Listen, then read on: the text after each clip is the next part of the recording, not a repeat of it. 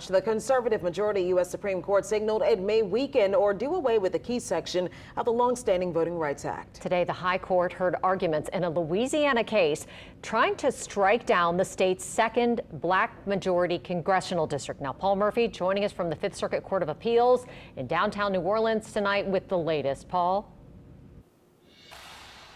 Katie Cherise, the Fifth Circuit Court of Appeals had directed the state of Louisiana to create new maps that included that new second majority-minority congressional district by January 2024.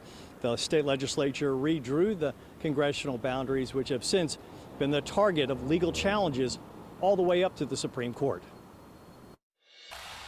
The U.S. Supreme Court heard 2.5 hours of arguments in the Louisiana congressional redistricting case, Louisiana versus Calais. At issue, whether creating a second majority-minority district violated the U.S. Constitution.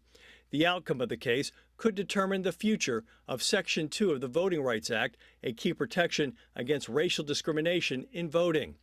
NAACP Legal Defense Fund attorney Janai Wilson warned that eliminating the provision could have widespread consequences. My opponent's late-breaking and recordless facial and as-applied challenges seek a staggering reversal of precedent that would throw maps across the country into chaos. Lower courts found Louisiana's previous single-majority black congressional map likely violated the Voting Rights Act by diluting the voting power of black residents, who make up about 1/3 of the state's population.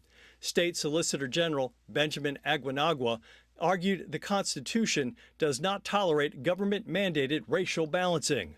It requires striking enough members of the majority race to sufficiently diminish their voting strength, and it requires drawing in enough members of a minority race to sufficiently augment their voting strength. Justice Brett Kavanaugh questioned attorneys about whether it's time to end the use of race-based districts. This court's cases in a variety of contexts have said that race-based remedies are permissible for a period of time, sometimes for a long period of time, decades in some cases, but that they should not be indefinite and should have an endpoint. Justice Ketanji Brown Jackson disagreed.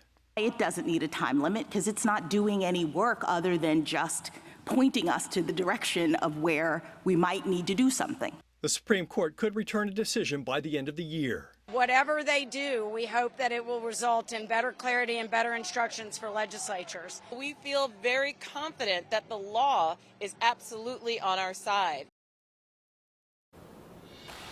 The court discussions and fight over Louisiana's congressional districts has now lasted about 3 years. We're live in downtown New Orleans. Paul Murphy, WWL, Louisiana. Oh, Paul, we know that second majority-minority district extends from Baton Rouge to Shreveport, that is now represented by Democratic Representative Cleo Fields. How are state leaders reacting to this potential change in Louisiana's congressional maps? And if it is change, are they signaling they will appeal? Well, I think a lot of the state leaders expected the Supreme Court to render a decision on this case earlier before the High Court ordered a re-argument in the case, which happened today. In fact, the lawmakers had put some dates on the calendar for a potential special session for drawing new congressional boundaries, and obviously that special session is off for now. Yeah, right, Paul, thanks so much. They said that they believe that that decision could possibly come down in summer of 2026. Thanks for that update.